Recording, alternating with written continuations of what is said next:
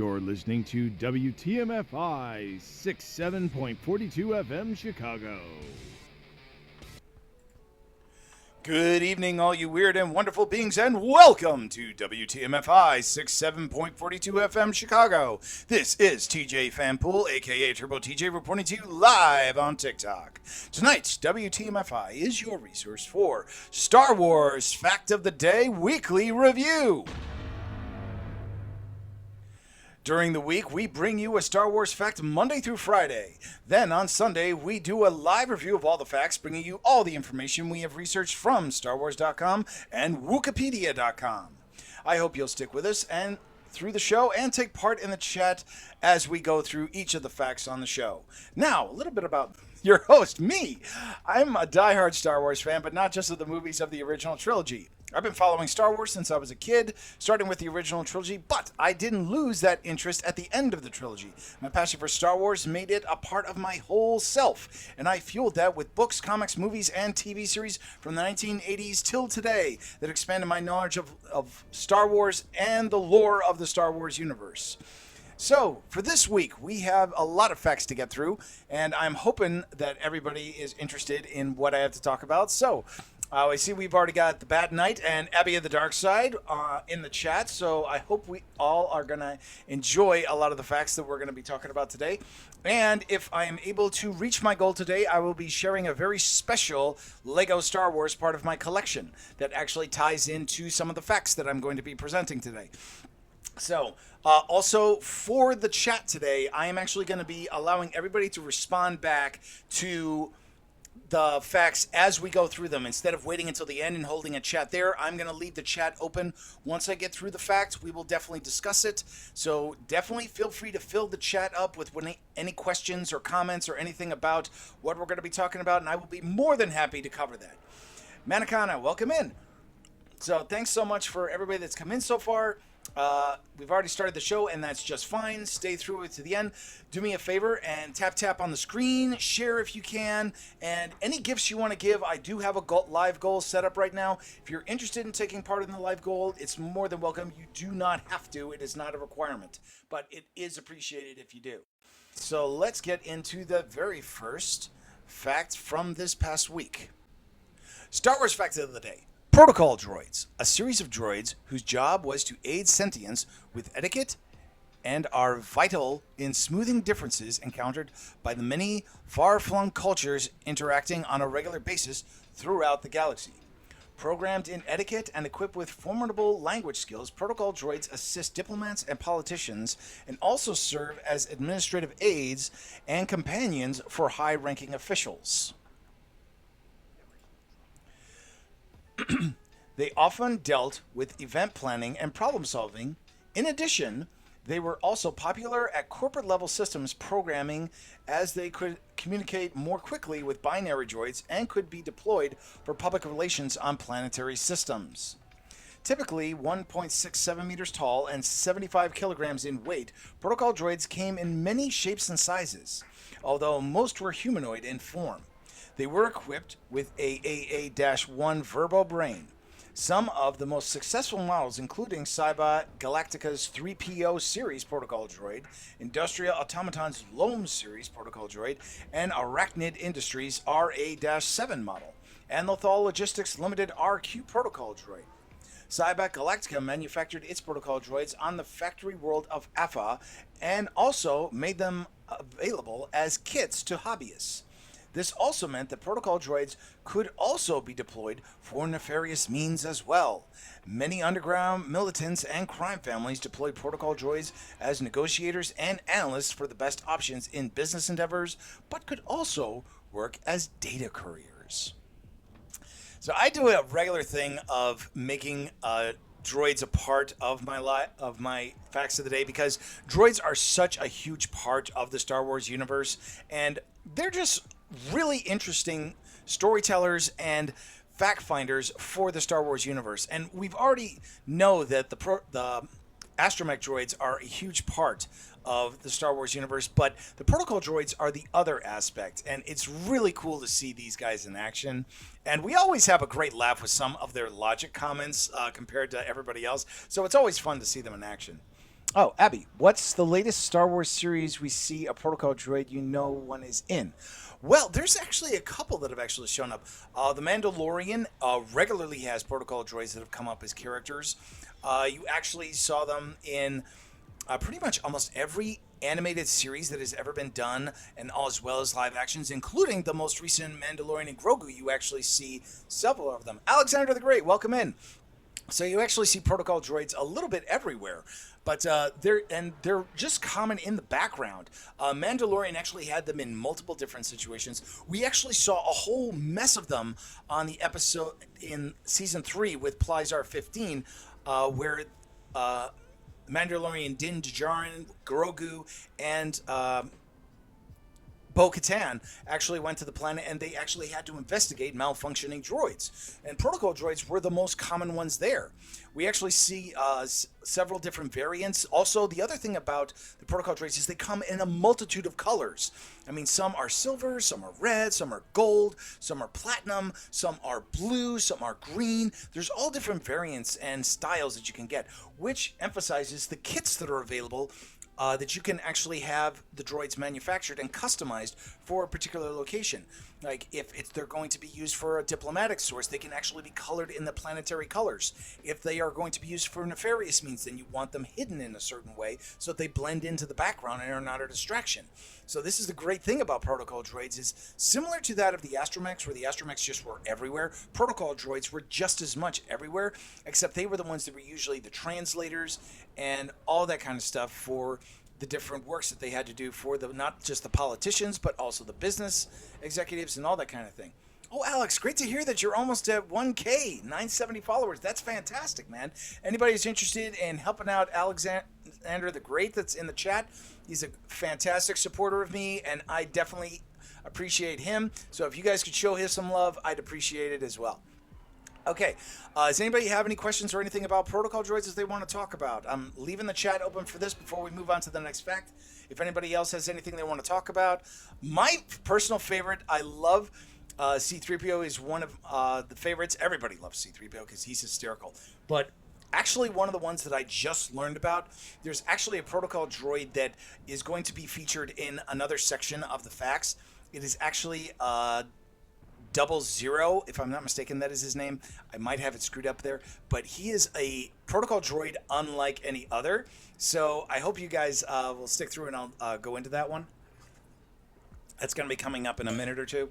So I really enjoy talking about this kind of stuff. So if anybody has anything they want to know more about with the protocol droids, or any of the Star Wars facts that I've covered, you can go back and check out my Star Wars facts. I have them listed on several of the chat rooms I'm in, but if you want access to all of them, I do have a playlist already created. I'm in preparation for the trivia contest that I'm working on right now, that we hope to have up soon, and I'm definitely going to be posting that up soon.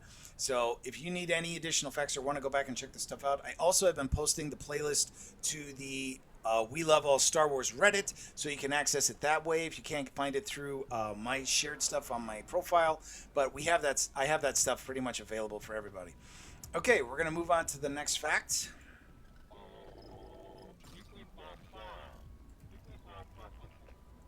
Star Wars fact of the day. Tauntauns are species of semi-sentient reptomammals natives of the snowy plains of the planet Hoth. Tauntauns' thick skin helped them survive the icy conditions on the planet Hoth that few other creatures could. Sure-footed and furry, the Tauntauns were well adapted to daytime temperature on Hoth, although they could not handle the chilling extremes of the night, which often reached below negative 60 degrees Celsius. They had scaly skin beneath their heavy layers of fur and secreted thick, pungent oils to attract mates, as scents were one of the main methods of communication. They gave live birth to young called tauntlets.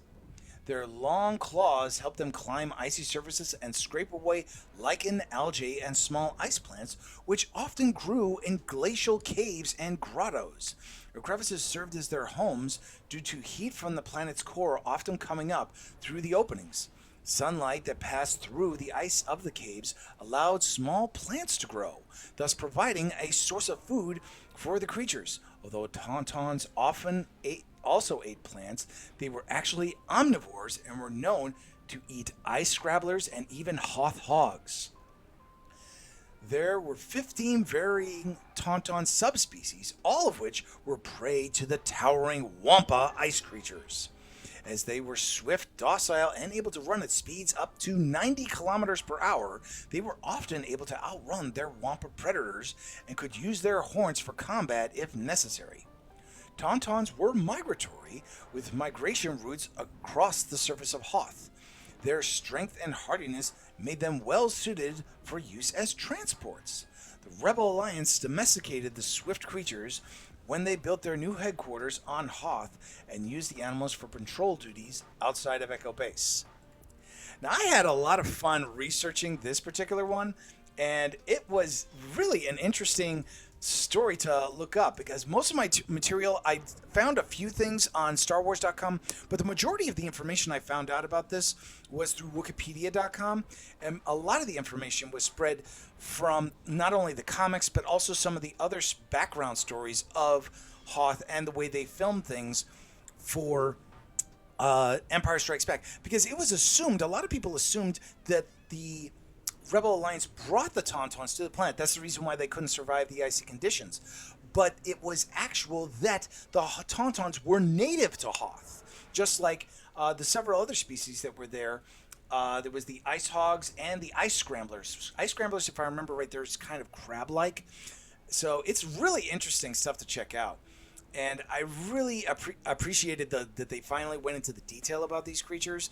And they go into more detail about the Wampas as well. I actually was planning on going back and doing some more detail about the other creatures of Hoth when I was going to do a more in-depth detailing on the planet. But I wanted to focus on the Tauntauns because they were the ones that are most well-known from not only Empire Strikes Back, but they also show up in some of the video games of Star Wars as well. So I just thought they were really interesting. And the whole aspect about the smell that we get from Han Solo, I always thought that was hysterical. So I thought it was fun that we actually got that more information available through Wikipedia.com. And I really enjoyed researching this because, like, the whole aspect about them using smell to communicate, and it's difficult to understand why that is, but that actually harkens back to the information we know about polar bears, which the reason why they are able to hunt so well is because of their strong sense of smell. So the same thing is true for the Tauntauns, which, because they live in icy conditions and plants are not plentiful, the only way they'd be able to find them is by a strong sense of smell. So that's really the interesting thing about them, is that you get something that's in the lore of Star Wars that actually relates back to modern day, plants and animals, because that's actually how a lot of the seals and wildlife that exists on the plains and stuff in the Arctic actually are able to survive, is through algae and plants that are able to grow through crevices in the earth, primarily that are leaking heat from the surface of the planet. Because of course Hoth is an actual solid planet, it's not just water, so there's actually hard land surfaces. That's the reason why when we see the Rebel Alliance on Hoth, the caves aren't just ice, there's also ground in there as well, and that's what usually the ice is built up on. It's the reason why the mountains have the way that they look, because if you actually see when the speeders are going over the surface, you actually see stone and rock underneath the snow. So that's actually a fact about the planet, is it actually has a rocky surface. And under that surface, there is a warm planetary core, which is the reason why the animals are able to exist. So obviously, if the animals exist there, they have to have a food source. So I'm glad they actually covered this, and it's really interesting stuff. When you look at the flora and fauna of the other creatures throughout the galaxy in Star Wars, it's really interesting stuff because they actually do some background checks on it, and it's really cool. You have the Lego Star Wars collection from Xbox. Excellent, man. I'm actually going to be doing the third part of Lego Star Wars. If I can, I'm going to do it next week. My schedule's kind of crazy. I might not be able to do it until possibly Thursday. I'm waiting to see because there's supposed to be a dropout in my schedule, so I'm hoping to cover it next week. It'll either be Thursday or Friday. It's most likely going to be Thursday. If I can, I'd cover it Wednesday, but it depends upon my schedule. Wednesday's a little up in the air, so I have to confirm that. But yeah, those games are fantastic, and I know the Tauntauns, I think, are featured in the Lego Star Wars games. So that's another one. Thank you for mentioning that, because I completely forgot about Lego Star Wars, that they actually do have Tauntauns featured, I believe, in the Battle of Hoth scenes. So I'm interested. I definitely have to play a little bit more because there's parts of Lego Star Wars I actually haven't finished yet. I've been playing the game for. I played the game for a while when my system was up and running, but I actually haven't played it in a while. So I definitely need to get back on there and play a little bit more. My system is currently down because I'm trying to figure out how to get everything to work, and we're remodeling in this room and all that. But I definitely want to get back in. The main thing I want to do is I want to stream it. So when I'm gaming, I can actually take part in it. But I need a special adapter splitter to actually plug in so I can put it to the screen and I can put it to the stream. So I'm still searching for one. I need to find one that's inexpensive that's going to work. I don't want to purchase it through Amazon, so I'm looking for something for specifically on that. But I'm hoping to get my system up and running so I can start playing the games a little bit more regularly, specifically the Star Wars games, because I not only have Lego Star Wars, the complete saga, I also have Super Star Wars, Super Empire Strikes Back, and Super Return of the Jedi for my Super Nintendo. And I think I actually have... There's another Star Wars game I think I have. I'd have to go back through everything. It's not one of the newer games. It's one of the older games. So I think it might be Rogue Squadron, but I'm not 100% sure. Though I may be downloading Rogue Squadron from GOG, goodoldgames.com. So the only drawback is that it's not the hard copy, but I'm not sure if I'm going to be able to play the hard copy on there anyway. Okay, so does anybody else have any questions about the Tauntaun before I move on to the next fact? So just post it up in chat if you want. If anybody wants to join me on the chat live, you can definitely put in the request. I can open it up if you want to do that. Let me know if you do, and we can definitely do that. It might be closer to the end because I want to get through the facts and I don't want to get stuck on a tangent. But let me know if you do want to take part in the show. I'm definitely open for having that available. Okay, I'm not getting anything in the chat, so we're going to move on to the next fact.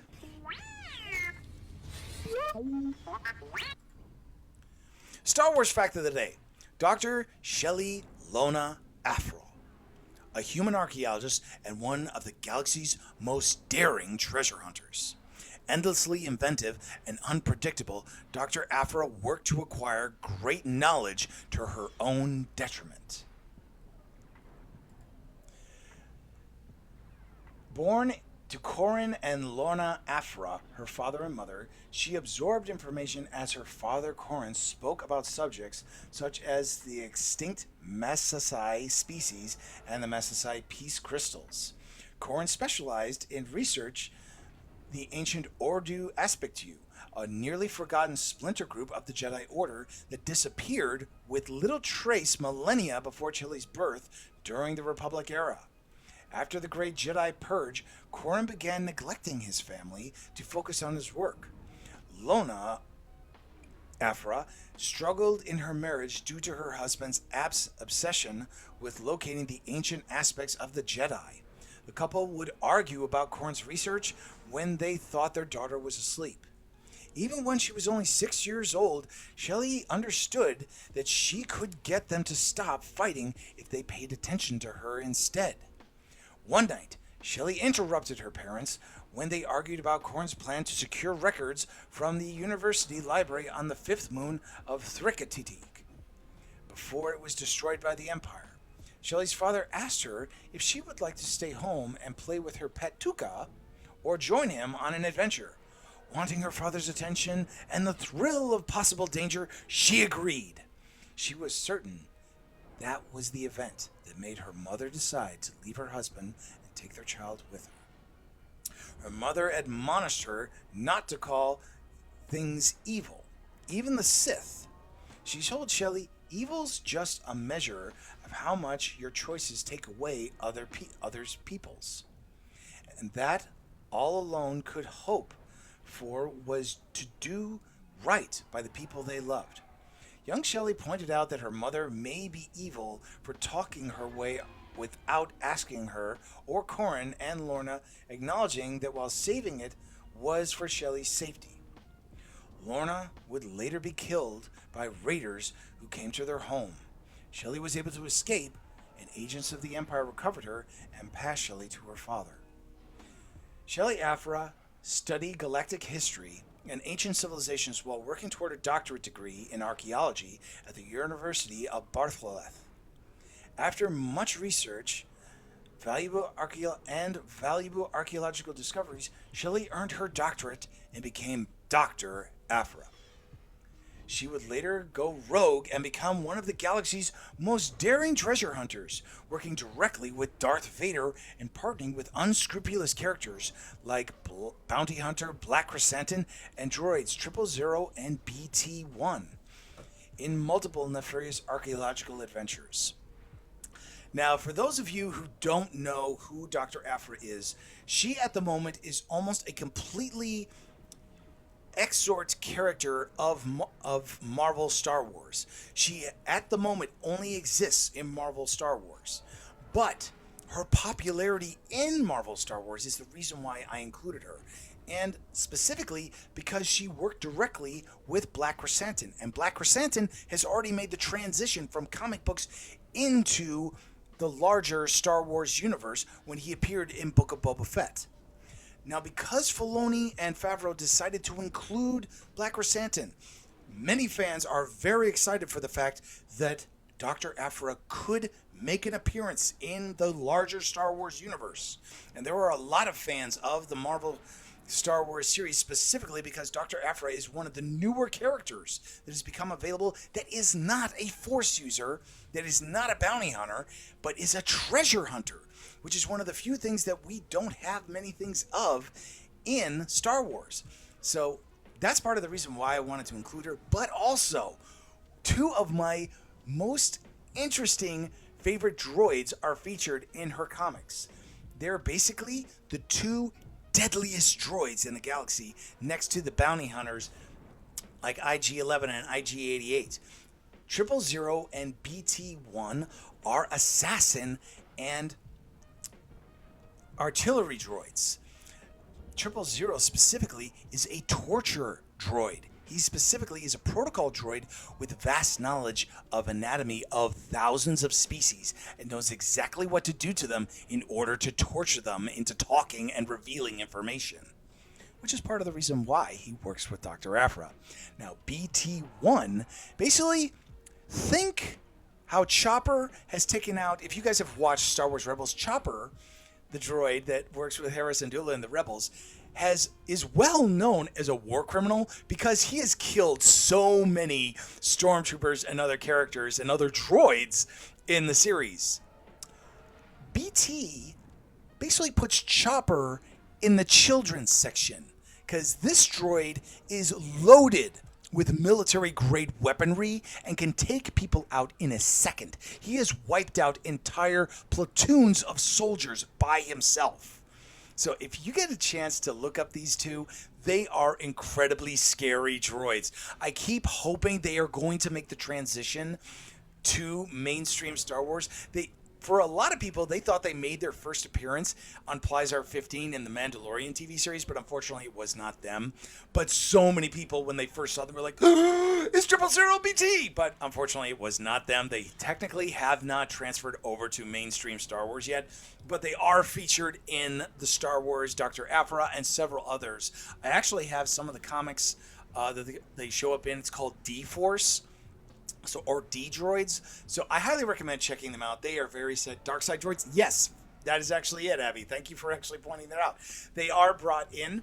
I don't know if they technically just work for the Sith. From what I've understood, from what I've read about them, they are open to working for anybody who's willing to pay them or keeps them interested, which is the reason why they actually are willing to work with Dr. Aphra, because her adventures and her activities, specifically because she works with Darth Vader, they have no problem working with her because she's as ruthless as they are about finding information and facts. Basically, the four of them that I have pictured here is a very cool group. There is a strong part of me that wants them to have their own movie because these four would be the most interesting to have in because they're basically you've got a treasure hunter, a bounty hunter, and assassin droids. I mean, this is a devastating squad. This is Suicide Squad right here. This is Star Wars version of Suicide Squad. All they need is one additional character, and you basically have it. I would love to see some of the other characters that we've run into in like Mandalorian or the other shows to come in. I mean, it would actually be really cool to see another character brought in, and we actually have at least 5 in the group. I mean, I think that would be really cool. I mean, Chrysanthemum is a fantastic character, but there's a part of me that almost wants somebody else to throw in. I don't want to say any names because I don't want to jinx it, but I would love to see this group in a movie because it would be so good, or at least in animate or something like that. Or if they ever wanted to go dark and do a really good anime, this is the crew that I want to see them done. I keep hoping that they would show up in Star Wars Visions or something like that because it would be so cool to see them take part, and I really hope they do someday. But I don't know if they're going to. Does anybody have any questions about Dr. Aphra or this crew? Because I could talk about them for hours. I mean, I don't have all the information, but what do you think the movie would be called? Well, see, that's the interesting thing. If they do make it, that's a good question. I'm curious now what they would call it. I mean, they've unfortunately, I was going to say Outlaws, but they've already done Star Wars Outlaw, and it's a video game right now, which I have not played yet, and I do want to play it at some point. Just because it's one of the few video games that is in Star Wars that doesn't feature a Jedi, as far as I know. So that's part of the reason why I'm interested. Jace X, welcome in. So I almost want to say, I almost want to call them treasure hunters, but I don't think that's a good enough name. I don't know. It's a hard one to figure out. You can't call them Suicide Squad because that's not appropriate. It would be kind of cool to call them treasure hunters or something like that, but I don't know. I don't think that's the appropriate way to do it. So I'm still thinking about it. I don't know if they will. I mean, honestly, I'd be happy if they just called it Star Wars Dr. Aphra, and then we got all these characters coming in because they're associated. It'd be even cooler. And here's the thing: is that I would get into is because Chrysanthemum has worked with Boba Fett. And most of these other characters, you literally could do almost a Boba Fett's kind of a 6 degrees of Kevin Bacon. You could do a 6 degrees of Boba Fett, and you pretty much could connect all of these guys together.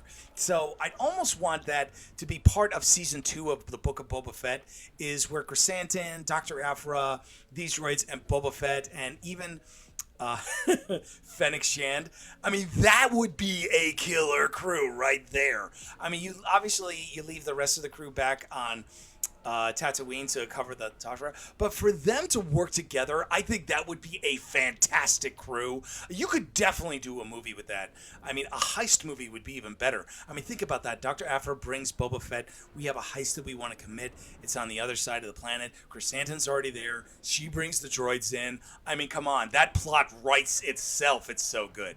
Plus, you've got, the Assassin talk, because basically 000 is the complete opposite of C-3PO, so he's going to be talking about killing people like crazy, and, Boba Fett would probably be the one that's, be watching over the whole thing, whereas Fennec Shand would be like, it wouldn't be a bad idea to take a few people out. It's like, that, I can see the movie in my head. It looks so good. So, Alex, good suggestion. Star Wars The Heist. Oh, dude, that's a really good one.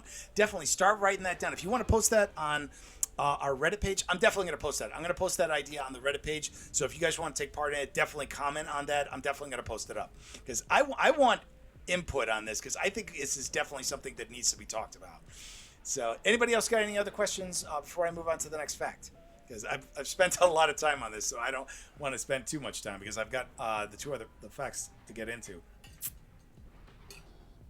Excuse me. So anybody else have any other questions about Aphra or any of this crew? If not, I'm just going to move on to the next one. So to make a fan-made movie. I know there's a bunch of fans out there. I know one particular fan who absolutely loves Dr. Aphra. If you get a chance to look her up, it's Julie Louise. She is actually on TikTok. She's also on Twitch and YouTube. She's a fanatical Star Wars fan. I mean, her streams are some of my favorites. I love to watch her reacts. I cannot wait to watch her react to Mandalorian and Grogu because I know she's going to get a kick out of it. And I'm really looking forward to her responses to some other stuff. So I highly recommend checking her out. She's fantastic. And I would love to get her input on this idea. I'm sure she's talked about this already, but she was the one, you probably have seen her. She's the one who screams out when Black Chrysanthemum first makes her appearance. She's Irish, she has glasses, and I know a bunch of you have seen her reaction to when Black Chrysanthemum comes on. She's the one who screams out. It's one of my favorite ones to go back and watch. If you get a chance, look it up. Julie Louise, Black Chrysanthemum first appearance. I guarantee you're going to be laughing with that. She is such a fanatical Star Wars fan, and she makes being a fan so much enjoyable because you get to see other fans react that way. Okay, we're going to move on to the next fact.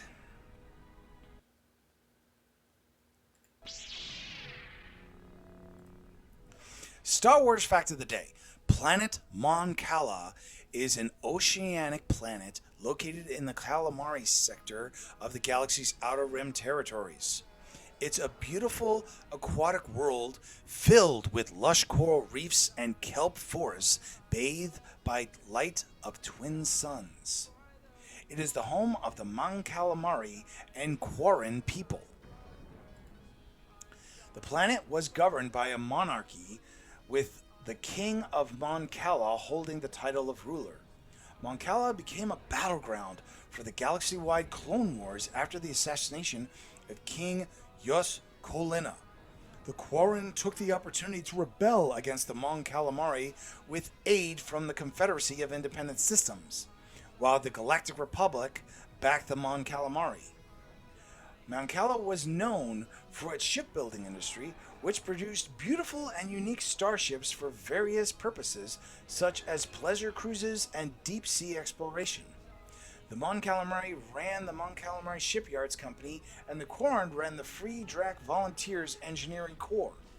Mon Cala would play a vital role in the shaping of galactic history by its involvement in the Galactic Civil War between the tyrannical Galactic Empire and the Alliance to restore the Republic, pledging the ships of the Mercantile and Exodus fleets to the cause of the latter. Mon Calamari vessels would play a key role in many battles and allow the Alliance fleet to meet the Imperial warships on a more even footing. Mon Cala regrettably paid a steep price for its assistance to the rebellion. Mon Cala was one of the world's Emperor Palpatine intended to target following the completion of the second Death Star, which he planned to use to destroy the rebel stronghold and wipe out the rebellion through sheer terror. After the destruction of the battle station, Mon Cala was one of many worlds attacked during Operation Cinder. This was prevented by interventions from the Rebel Alliance fleet, but much damage was done to the population. After the rise of the New Republic, the remaining population of Mon Cala agreed to adopt a policy of isolationism for fear of provoking another atrocity against the planet. Nevertheless, after hostile negotiations between the First Order and General Leia Organa's resistance, Mon Cala would once again pledge allegiance its ships to the cause of freedom with the resistance. So I really thought this was an interesting touch, and I had covered the Mon Calamari before, but I really wanted to do a little bit more in depth on it because Mon Cala was actually featured not just in the original Star Wars trilogy, but they were also brought in on the Clone Wars series, and not just the original Clone Wars. There was actually a specific episode of the Genndy Tartakovsky Clone Wars series where they actually featured specifically the Mon Cala and its fight that Kit Fisto, one of the Jedi Masters, took part in the main battle. Now, it actually was featured in the Filoni Clone Wars series that came out, and they actually, I think, did 2 or 3 episodes just about the battle on Mon Cala and the fall of the original king, and I believe it was his son that took the throne. And in the background story of Mon Cala, they actually do feature that son multiple times. He's alive pretty much right up until the beginning of the next trilogy with the First Order. There's a lot of details about this that aren't covered in the movies and animated series. You actually get a lot of this from the comic books that were actually released by Marvel, and a few more that I believe that were released by Dark Horse. So if you get a chance, I highly recommend checking them out. I'm actually reading the main Star Wars line, and I haven't gotten to the parts about Mon Cala yet. So I'm hoping to get there within the next month or so, because there's so many books that I'm trying to get through. Right now, it's in that time period between Empire Strikes Back and Return of the Jedi. So I'm still reading those comics in there. There's a whole situation that happens that's dealing with Crimson Dawn and Lando Calrissian and a bunch of stuff in there. Which again, I do need to stress that these stories that are in Marvel Comics technically are not canon yet. They're semi-canon because several of the characters are actually featured in Star Wars. Like we have Crimson Dawn that has the appearance in not only the recent Maul Shadow Lord, but also in Solo. And so that story is still due to get finally cleared and put in, but right now it's only in the comic books, as well as a few novels. And specifically, we don't know that much about the actual events that took place between Empire Strikes Back and Return of the Jedi, except in the comics. They originally did in the expanded universe, of course, Shadows of the Empire, which chronicled the whole hunt for Han Solo when he was frozen in carbonite that involved Boba Fett and the characters of Dash Rendar and Prince Zixor of the oh god, name just slipped right out of my head. Maul's Shadow group. But that's the reason why I wanted to cover this, is because I wanted to show that there's a lot more detail that goes into Mon Cala than just one or the other, because they really played a vital role. Like, we first get the appearance of the Mon Calamari in Return of the Jedi. Admiral Akbar is the one that makes his first appearance, and we really get a lot more information in there about Mon Cala, but we don't get a whole lot about. We know that they're from one planet, and we know about the Quirin because they're referenced as Squid Face, I think, in the original figures that were released from Return of the Jedi, and his character was actually one of Jabba's guys, and people always wondered if there was a relation. So I thought it was really smart of Filoni and George Lucas to actually make the Quarren and the Mon Calamari from the same planet, and so that they were actually two sentient species that were sharing a world. And I thought that was a really cool aspect, especially because it shows that there was more than one species that evolved. And I always thought that was really cool to have species on the same planet that actually evolved together and found a way to live in cohabitation. We kind of have this similar thing on Naboo, where it's the Gungans and the Nubian. And so you have that kind of aspect of two species living on a planet and coinciding and co-living together, and that there has to be a peace between them. So I always thought that was kind of cool, and I wish they would do that a little bit more in Star Wars. And we're getting that a little bit more. Like, you see the Quarren and the Mon Calamari are actually on multiple planets. They're not just on one planet. We actually see the Mon Calamari and the Quirin on another planet in The Mandalorian. So I always thought that was kind of interesting. Oh, sorry. So yeah. So does anybody have any questions? Oh, there, we already got one. Isn't because they live underwater though? Well, yeah. That is exactly it. They are people that live on, because this is an oceanic planet, and there actually are swamps and areas on the surface. They're not as many, so the majority of them live underwater. Which is the interesting thing, is that they show that life can exist underwater and they can expand beyond that. And I always thought that was really cool about the Quarren and the Mon Calamari, that you really show the two aspects of a species that can grow up. Like, one is fish, the other is squid-like. So you really have those two kinds of invertebrates and that kind of evolution that can happen. And I just really thought that was really cool. So it's that kind of thing that really gets interesting. And doing the research on it, I found out about this, so I thought it was really cool. So I recommend to a lot of people that if you get a chance to actually check this stuff out, I highly recommend doing that, so you can actually learn about this stuff. It's really cool, and I think it's something that a lot of people don't get a chance to really look into, is the aspect that there are species in the Star Wars universe that do cohabitate the same planet. But it's not because one moved there and conquered it. It's because they actually evolved together. And I just think that's a cool thing that we get with Mon Cala, is that there's actually two species, but they're not exactly the same species, because you get the aspect of the two sides. And this is something that's actually featured in Mandalorian.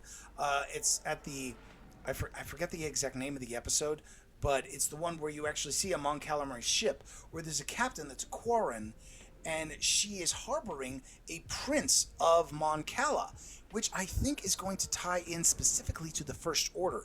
I don't know for sure, but I have a feeling that's somehow tied together because he was a member of royalty. Now, I don't know for sure.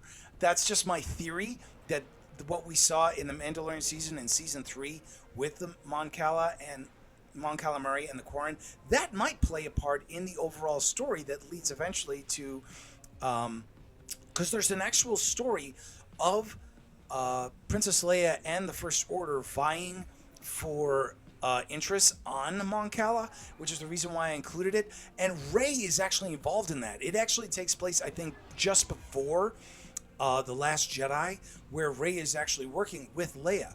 So if you get a chance to check, it's either with, and that's the thing I'm not 100% sure if it's, if I'm not mistaken, it is before she goes to visit Luke. It's kind of like jumped over a little bit, but as far as I understand it, it's supposed to happen before Rey goes to see Luke, because Leia is actually on the planet with Rey. If I'm not mistaken, I might be wrong about that, because I only researched a little bit. I didn't go into immense detail on that because there was so much about the history of Mon Cala that I couldn't fit it all, and I knew there was going to be a lot to cover, so I wasn't going to be able to cover everything. So, but it's really interesting, so I highly recommend checking it out.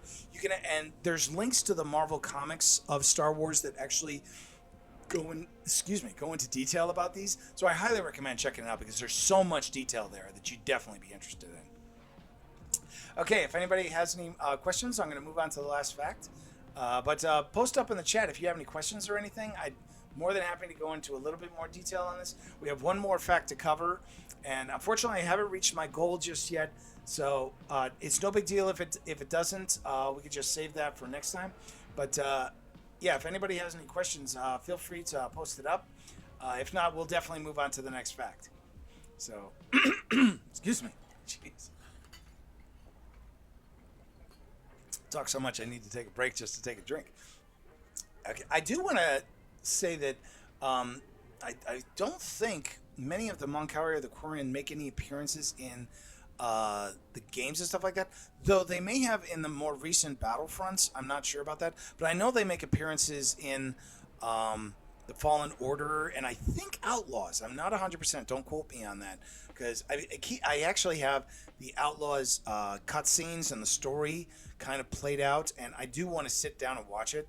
I don't know, because the other thing is I want to actually purchase the actually hard format of the game, so that way I can actually have a copy of it for myself, because I want to be able to play it, but I don't know if I'm going to be able, because we've got this whole thing going on with Sony right now and Microsoft about them not selling the hard copy games, and I'm worried that's going to happen with a lot of the Star Wars games. So I'm trying to figure out if I'm going to get Star Wars Outlaws, if I want to download it, if I want to purchase the actual game. So I haven't figured that part out yet. I'm still working on that. Okay, no additional questions, so I'm going to move on to the last fact of the day.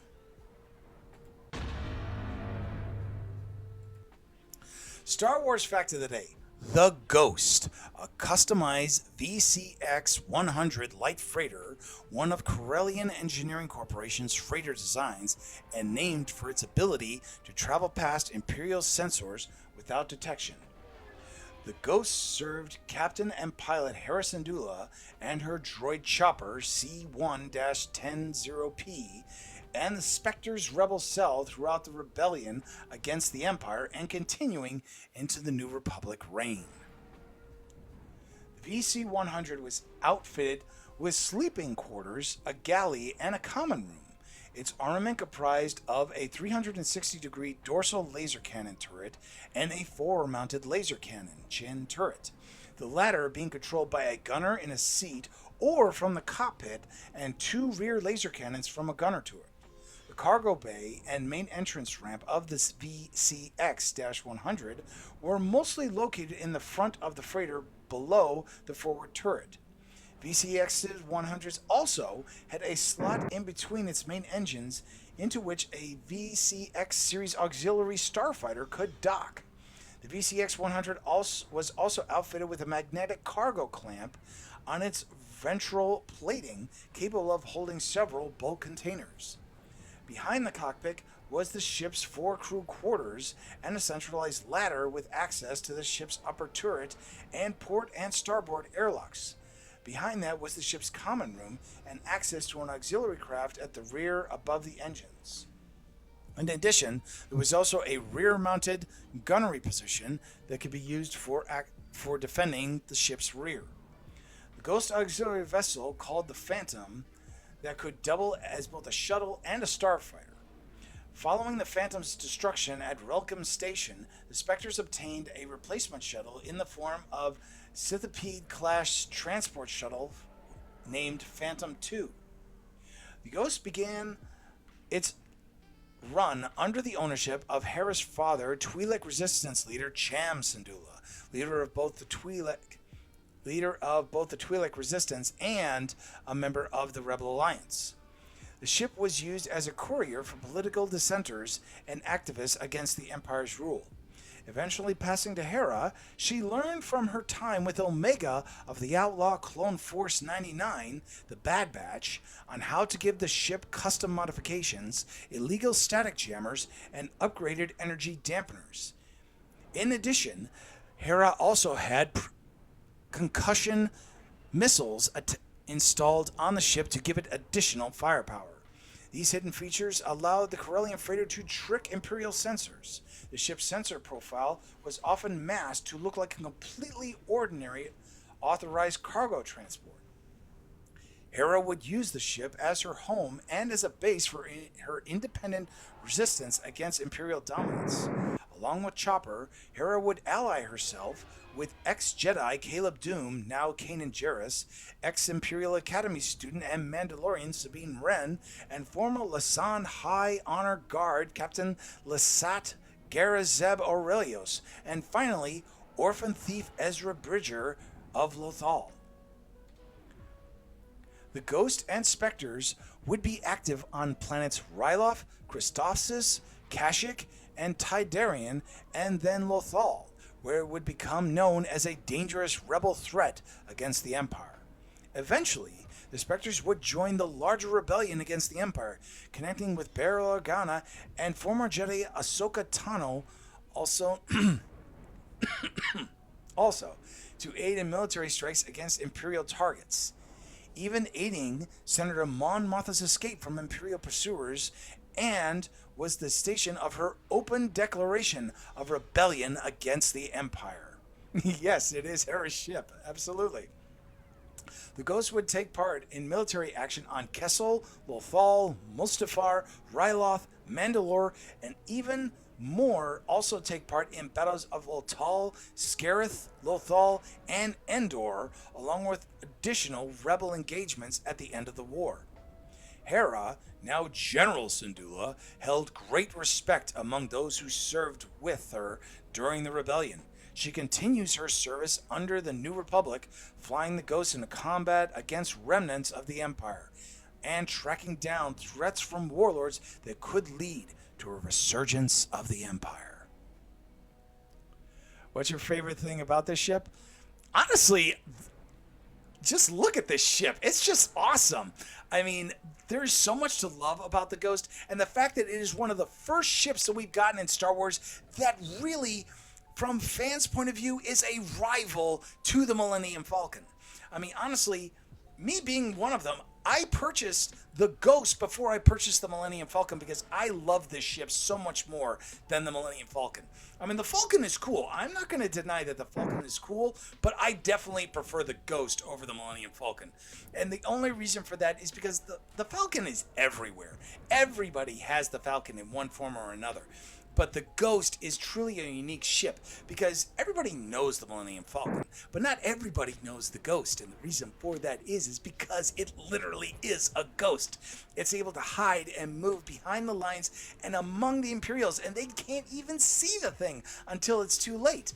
And it was one of the few ships that went toe-to-toe with Vader and wasn't destroyed. That's one of the things that I really love about this ship is the fact that it took on Darth Vader and didn't get shot down, which I thought was so cool. And Vader was in the process of almost shooting it down, yet Hera was so much a better pilot that she was able to not only escape, but also got Vader caught in the tractor beams of 2 Star Destroyers, which I thought was hysterical. If you guys get a chance to go back and watch Star Wars Rebels, it's part of Season 2. Oh my God, this is such a great scene where the Rebel fleet is under attack by Darth Vader pretty much by himself, and he almost disables the majority of the fleet and wipes out most of Phoenix Squadron. But the Ghost gets involved and actually puts Vader on the ropes. This is also the first time we have Ahsoka encountering Vader for the first time, where we finally see Ahsoka respond, where she realizes that Vader might be Anakin, which I thought was so cool.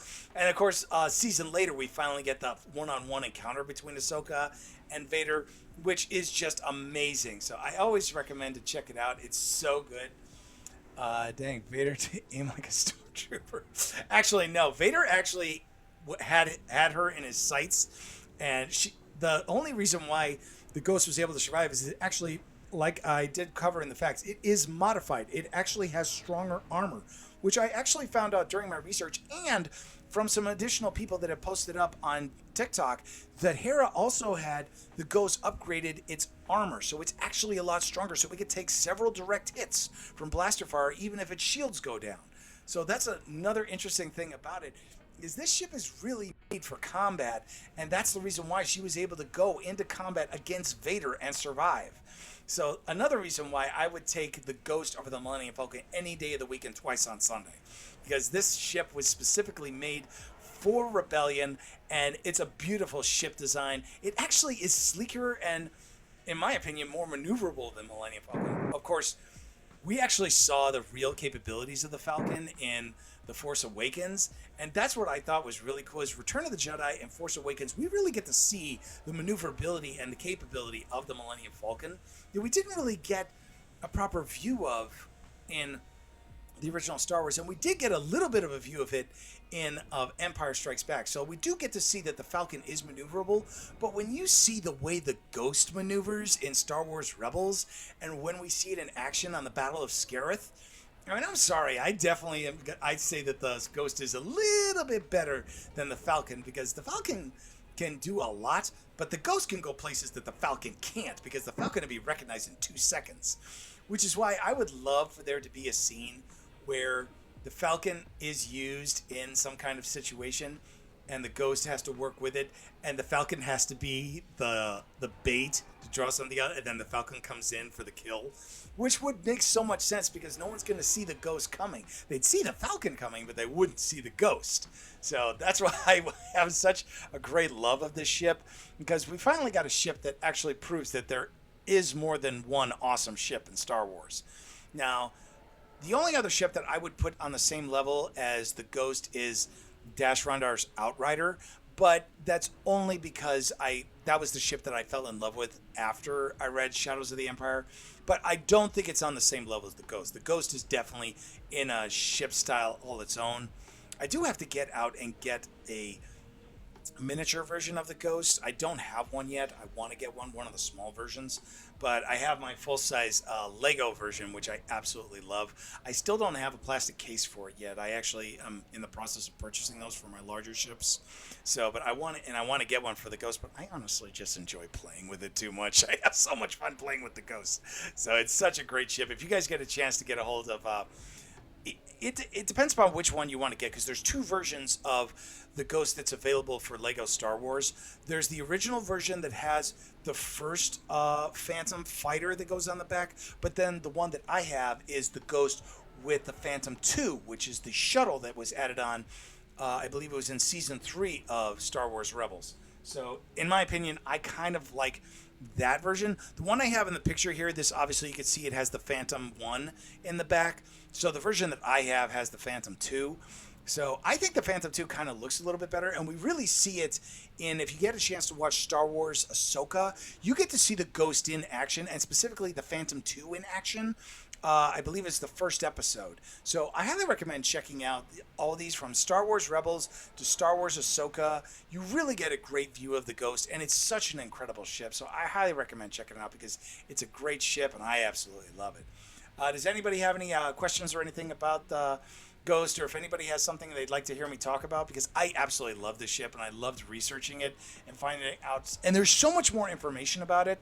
The details about how we actually know about the upgrades that Hera makes. That's the other thing, is that there is two episodes of the Bad Batch that actually feature Hera Syndulla working, and she's the same age, in a manner of speaking, maturity level, as Omega. We actually see them as friends in that, which there is a real part of me that hopes beyond hope that when we get to Ahsoka Season 2, that Omega is going to make an appearance in live action. I don't know if it's going to happen, but that is one of my cross fingers. I hope it happens.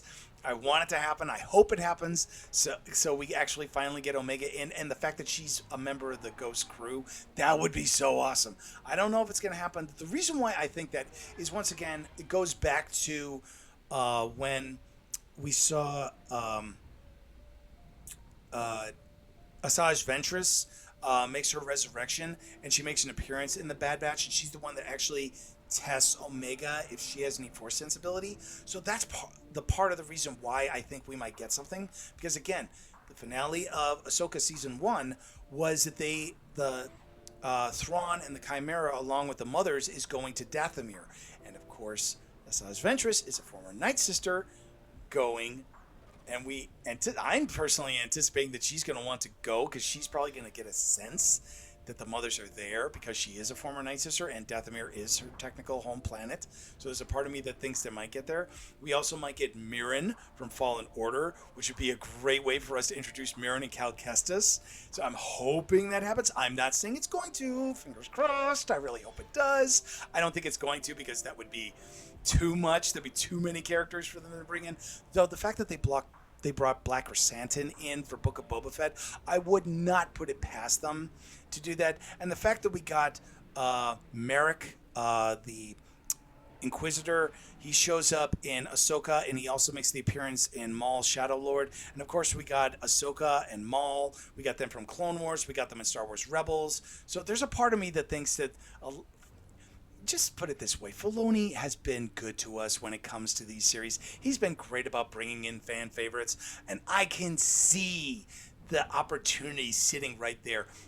And you know that Favreau and Filoni are huge Star Wars fans. You know that they're chomping at the bit to make us happy. So I have my faith in Filoni that he is going to make us happy with Ahsoka Season 2 here. So I'm really looking forward to when it comes out, because there is so much potential with this. And we already had semi-success with Mandalorian. I know in the theaters it technically flopped, but that's because so many people are angry at Disney right now. So it's totally understandable why people didn't want to go. Plus, people didn't have enough money to go see Mandalorian Grogu. So I'm seeing your guys' comments. And Abby, newest Star Wars series, can't wait for it. As I said, Star Wars Ahsoka, I am so excited for it. I'm hoping it's coming out soon. I know it's set for 2027, so I'm hoping it's going to be out in like the holiday season or something like that. So I'm waiting to see. We haven't got an official word. I was expecting something to come up. I know we've got Comic-Con coming up, New York Comic-Con or LA Comic or San Diego Comic-Con. So those are going to be coming up. So I'm expecting there to be some announcements with that. I don't think they have actually... oh, you just hit 1K. Fantastic, Alexander. Congratulations on getting the top 1K. That's awesome.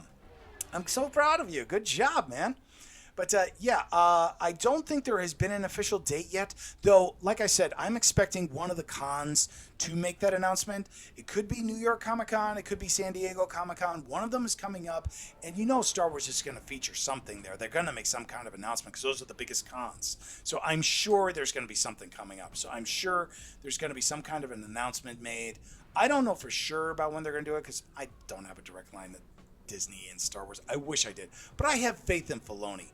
I mean, that's one of the great things. He's done so good by us fans in feeding us exactly what we want. So I have reason to believe that Filoni's going to feed us and he's going to give us exactly what we're looking for. maybe my predictions are a little overzealous, but I would like for him to do this kind of thing. And there's going to be so much big that's going to come in. I mean, would you think about this? And I'm just laying this out there just because, for logic's sake. We got Grand Admiral Thrawn. He is back in the Star Wars universe. He has come back. He is going to reach out to Captain Paleon and the remnants of the Empire. So they are going to come to his aid. Now, we've already had the Battle of Jakku. So we know the Empire is limited by its resources. But Paleon specifically has been honing resources for Thrawn's return. So there is going to be a gathering of Imperial forces around Thrawn. And if anybody has read the original Heir to the Empire book, the very first chapter of the book, you see the intelligence of Thrawn's maneuvers. Obi-Wan, welcome in. Thanks for joining, man. But here's the thing.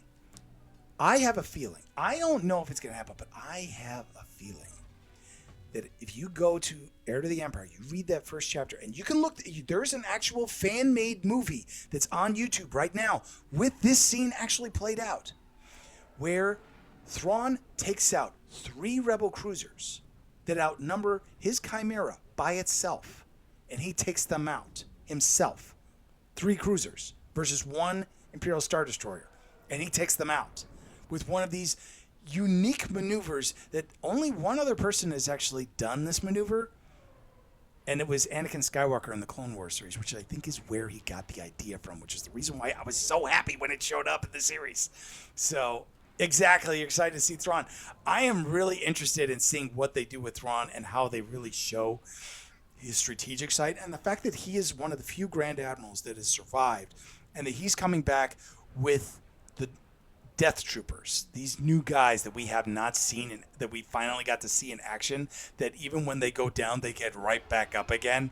I mean, come on. We're going to have some fun with this. I am so excited for Ahsoka Season 2, but I'm also excited because we're supposed to get Mandalorian Grogu sometime in August. That's what a lot of people are saying right now, because usually it takes 2 to 3 months for the movies to come from the movie theater to the streaming. So I'm expecting that Mandalorian Grogu is going to come out in August, which is going to tie in, if I'm not mistaken, to San Diego Comic-Con.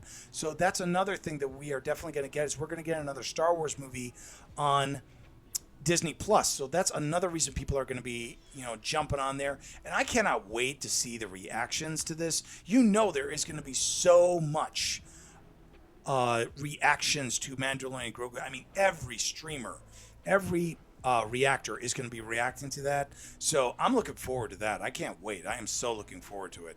And there's going to be compilations and stuff like that where people are going to respond to that. Unfortunately, it's going to be behind, Patreon walls and stuff like that for people to watch, which I may invest in a couple Patreons, because I know I want to see some of the reactors react to this movie, because I loved Mandalorian Grogu.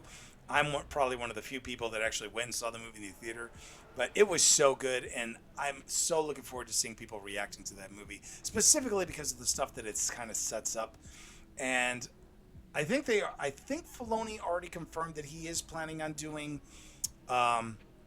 Mandalorian Season 4. I'd have to look up specifically, but I do believe he has made some kind of saying that he is going to do another Mandalorian season. So we'll have to wait and see what that happens. But I'm curious as to where he's going to go with that story. So that pretty much covers all of my facts for this week. So thanks everybody for coming in and being part of it.